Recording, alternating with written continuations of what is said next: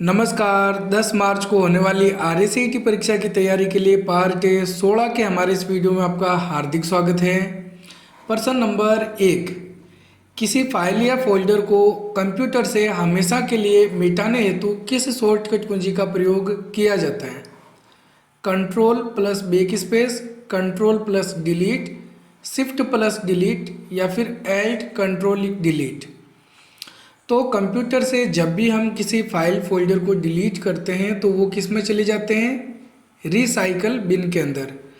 Desktop पर एक recycle bin का नाम का फोल्डर बना हुआ होता है जिसके अंदर हम जो कुछ भी फाइल फोल्डर सेव करते हैं वो उसमें सेव होते रहते हैं, और जब हम चाहें तो उसको रिसाइकल बिन से वापस रिस्टोर करके अपनी जगह पे भेज सकते हैं। लेकिन हम चाहते हैं कि कोई फाइल फोल्डर रिसाइकल बिन में ना जाए और बिना रिसाइकल बिन में गए सीधे परमानेंटली डिलीट हो जाए, जिसको वापस रिस्टोर नहीं कर सकते हैं। तो इसके लिए शॉर्टकट कुंजी काम में लेते हैं शिफ्ट प्लस डिलीट। तो क्या शॉर्टकट कुंजी होगी? Shift plus delete. अच्छे तरीके से याद रख लेना है, कई बार एग्जाम में पूछी जाती है ये शॉर्टकट कुंजी शिफ्ट प्लस डिलीट। बिना रिसाइकल बिन में भेजे कंप्यूटर से हमेशा के लिए किसी फाइल फोल्डर को मिटाने के लिए। ठीक है, नेक्स्ट है प्रश्न नंबर 2, एक बाइट में कितने बिट होते हैं? 4 बिट, 8 बिट, 256 बिट या फिर 1024 बिट। तो एक बाइट के अंदर 8 बिट होते हैं, ये ध्यान में रखना है। कंप्यूटर मेमोरी मापने की सबसे छोटी इकाई बिट ही होती है, बिट से बड़ा बाइट होता है। हालांकि 4 बिट मिलकर एक निबल बनते हैं और 8 बिट मिलकर एक बाइट बनते हैं।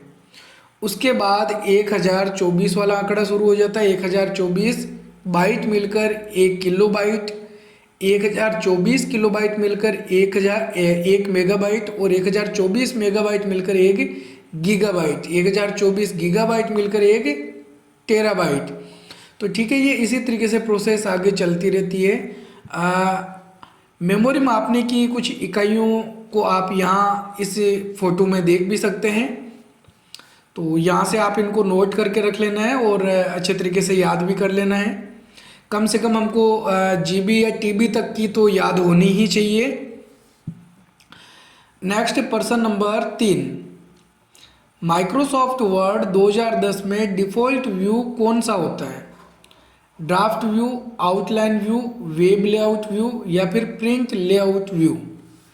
तो जब हम माइक्रोसॉफ्ट वर्ड को ओपन करते हैं तो उसका जो पेज है, उसका जो डॉक्यूमेंट है वो हमको इस तरीके से दिखाई देता है, जैसा प्रिंट होगा तो वैसे दिखाई देगा। यानी कि जब छपकर आएगा पेज, जैसा हमको छपकर आने पर दिखाई देगा वैसा ही पेज हमको डॉक्यूमेंट में दिखाई देने वाला है। तो सेम प्रिंट की तरह का पेज दिखाई दे रहा है, इसलिए प्रिंट लेआउट व्यू कहलाता है। ठीक है, तो जो डिफ़ॉल्ट व्यू होता है उसको हम क्या बोलते हैं? Print layout view. तो माइक्रोसॉफ्ट वर्ड के अंदर टोटल 5 व्यू होते हैं: draft, outline, web layout, print layout और फुल स्क्रीन व्यू। ठीक है, नेक्स्ट प्रश्न नंबर 4, डीएनएस की फुल फॉर्म क्या होती है? Digital name service, document new service, domain name server, digital new server. तो डीएनएस की फुल फॉर्म होती है डोमेन नेम सर्वर। ठीक है, डोमेन नेम सर्वर। नेक्स्ट प्रश्न नंबर 5, निम्न में से माइक्रोसॉफ्ट द्वारा बनाया गया ब्राउज़र कौन सा है?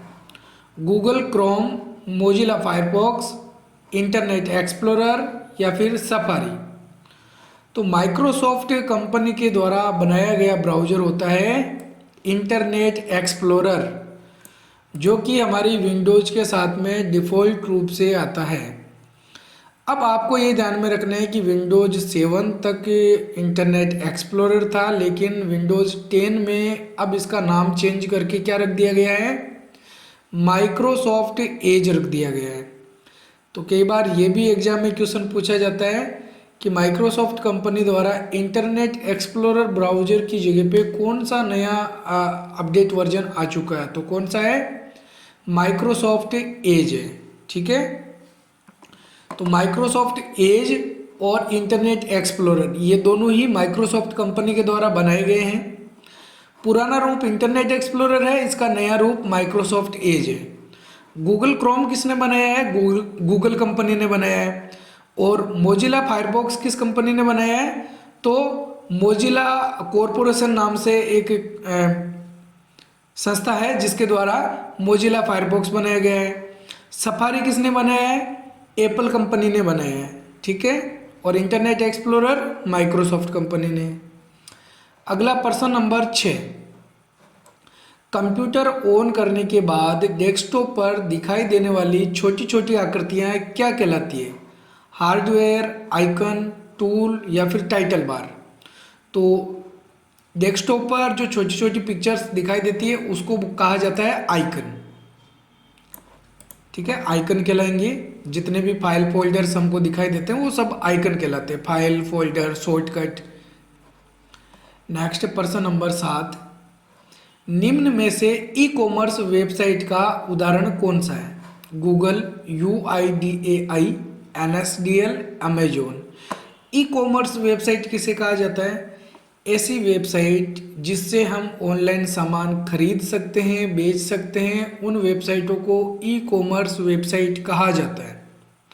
तो यहाँ पे अगर हम कोई सामान खरीदना चाहें तो इनमें से कौन सी वेबसाइट को चुनेंगे? अमेजोन को चुनेंगे, ठीक है। डी इसमें सही आंसर है। नेक्स्ट प्रश्न नंबर 8, MS वर्ड 2010 में किसी टेक्स्ट के बारे में विवरण उसी पेज में नीचे लिखने के लिए कौन सा टूल चुनते हैं? बोल्ड, स्ट्राइक थ्रू, फुटर या फिर फुटनोट। तो बोल्ड करने का मतलब होता है अक्षरों को गहरा करना, स्ट्राइक थ्रू का मतलब होता है शब्दों के बीच में लाइन खींचना, फुटर होता है हमको सभी पेजों के बारे में, पेजों में डॉक्यूमेंट के बारे में कुछ जानकारी दर्शानी है उसी पेज के नीचे, तो उसके लिए। और फुटनोट होता है किसी शब्द के बारे में कोई जानकारी दर्शानी हो उसी पेज के नीचे। तो यहाँ पे यही पूछा गया, किसी टेक्स्ट यानी कि शब्द, तो किसी अक्षरों के बारे में हमको उसके बारे में कुछ विवरण उसी पेज के नीचे लिखना है, तो उसके लिए कौन सा ऑप्शन चुनते हैं? फुटनोट वाला चुनते हैं, ठीक है। फुटर वाला ऑप्शन नहीं चुनते। फुटर सभी पेजों में सेम होता है, जो भी हम फुटर लगाएंगे डॉक्यूमेंट के बारे में वो सभी पेजों में सेम दिखाई देता है। हेडर पेज के ऊपर लगता है, फुटर पेज के नीचे लगता है। नेक्स्ट प्रश्न नंबर 9, MS पेंट में बनने वाली फाइल को क्या कहा जाता है? डॉक्यूमेंट, बिटमैप इमेज, प्रेजेंटेशन या फिर टेक्स्ट फाइल। तो पेंटिंग के अंदर बनने वाली फाइल को बिटमैप इमेज कहा जाता है, बिटमैप इमेज। डॉक्यूमेंट फाइल कौन सा सॉफ्टवेयर में बनती है? MS वर्ड में। Presentation file MS power point में, ठीक है। और टेक्स्ट फाइल नोट पैड में बनती है। अगला प्रश्न नंबर 10, किसी पहले से ही सेव फाइल में कुछ बदलाव करके उसे अलग नाम या अलग जगह पर अलग फाइल के रूप में सेव करने के लिए किस शॉर्टकट कुंजी का प्रयोग किया जाता है? Ctrl+S, Ctrl+O, Ctrl+P या फिर F12 है। तो जो फाइल ऑलरेडी पहले से सेव है उसको हम ओपन करेंगे, उसमें बदलाव करेंगे और अब हम चाहते हैं कि इसको अलग जगह पे अलग नाम से सेव कर दें, तो इसके लिए सेव एज वाला विकल्प काम में लेते हैं। और सेव एज करने की शॉर्टकट कुंजी Microsoft Word, PowerPoint, Excel के अंदर क्या होगी? F12 होगी, ठीक है। F12 है।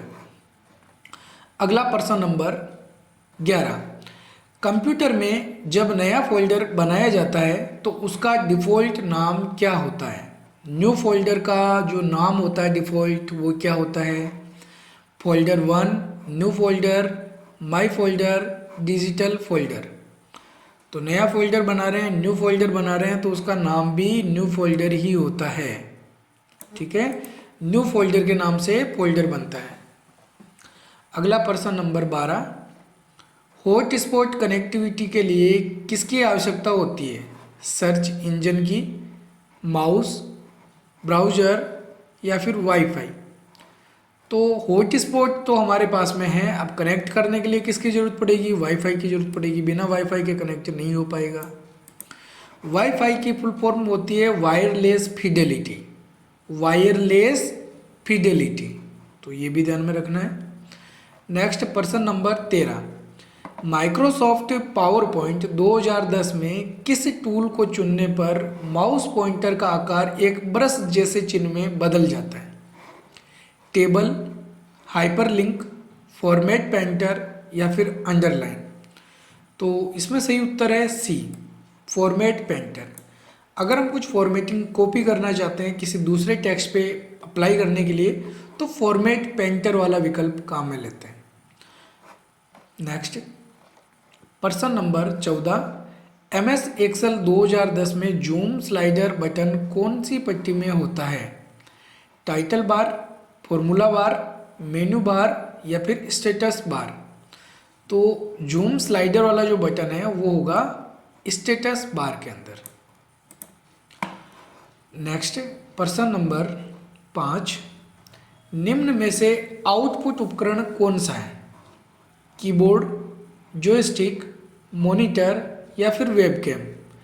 इसमें सही उत्तर है सी, मॉनिटर। मॉनिटर एक आउटपुट उपकरण होता है। कीबोर्ड इनपुट होता है जिसके द्वारा कुछ टेक्स्ट इनपुट कर सकते हैं। जॉयस्टिक कंप्यूटर में गेम खेलने के लिए प्रयोग किया जाता है। वेबकैम के द्वारा, वेबकैम की फुल फॉर्म क्या होती है? Web camera. कैम का मतलब होता है कैमरा, तो कंप्यूटर से जो कैमरा अटैच होता है उसी को ही वेबकैम कहा जाता है। नेक्स्ट प्रश्न नंबर 16, गूगल प्ले स्टोर का क्या प्रयोग किस कार्य के लिए किया जाता है? गाने सुनने के लिए, ऐप डाउनलोड करने के लिए, वेब पेज देखने के लिए, रेलगाड़ी का टिकट बुक करने के लिए? तो गूगल प्ले स्टोर का क्या प्रयोग किया जाता है? ऐप डाउनलोड करने के लिए। अगर हम एंड्रॉयड मोबाइल में कुछ ऐप इंस्टॉल करना चाहते हैं तो उसके लिए गूगल प्ले स्टोर को काम में लेते हैं।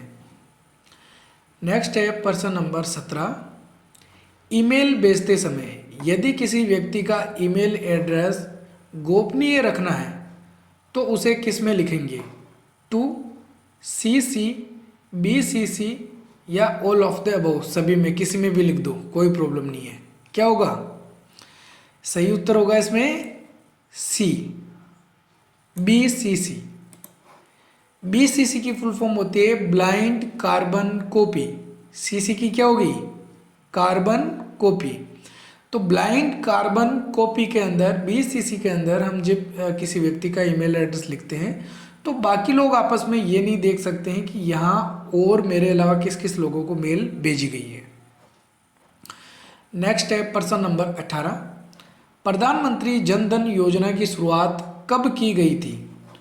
अगस्त 2010, अगस्त 2013, अगस्त 2014 या फिर अगस्त 2015? तो ये तो कन्फर्म है कि अगस्त में हुई थी। ठीक है, अगस्त में कब हुई थी? अगस्त 2014 में हुई थी, अगस्त 2014। नेक्स्ट प्रश्न नंबर 19, पैराग्राफ को जस्टिफाई करने की शॉर्टकट कुंजी क्या है? Ctrl+G, Ctrl+V, Ctrl+J या फिर Ctrl+O? जस्टिफाई करने का मतलब क्या होता है कि जब हम पैराग्राफ को दोनों तरफ से, दोनों सीध से, दाएं बाएं एक ही सीध में रखना चाहते हैं, हम चाहते हैं कि कोई भी लाइन आगे पीछे ना हो, दाएं और बाएं सभी एक सीध में रहें, तो जस्टिफाई वाला टूल काम में लेते हैं। और जस्टिफाई करने की शॉर्टकट कुंजी होती है Ctrl+J। क्या होगी? Ctrl+J। नेक्स्ट है प्रश्न नंबर 20, लेन का पूरा नाम क्या है? Line area network, list area network, local area network या फिर लार्ज एरिया नेटवर्क? तो इसमें सही उत्तर है लोकल एरिया नेटवर्क। तो ये जो नेटवर्क है मुख्य प्रकार से 3 भागों में इनको बांटा जाता है, लेन, मेन और वेन। सबसे छोटा क्या है? लेन है। तो ये किसी लोकल एरिया, जैसे एक बिल्डिंग के अंदर कंप्यूटरों को कनेक्ट करना है तो लोकल एरिया नेटवर्क लेन का प्रयोग किया जाता है। इससे बड़ा है मेट्रोपॉलिटन एरिया नेटवर्क मेन, ठीक है, लेन मेन। उसके बाद है when wide area network, internet इसका उदाहरण है। सबसे बड़ा जो नेटवर्क है वाइड एरिया नेटवर्क है, ठीक है। तो ये इसके कुछ भाग हैं। तो लेन की फुल फॉर्म क्या है? Local area network. तो ये थे आज के हमारे 20 मोस्ट इम्पोर्टेंट प्रश्न उत्तर। उम्मीद है आपको पसंद आए होंगे। पसंद आए तो वीडियो को लाइक और हमारे चैनल को सब्सक्राइब जरूर करें। मिलेंगे एक और नई वीडियो में, तब तक के लिए जय हिंद जय भारत।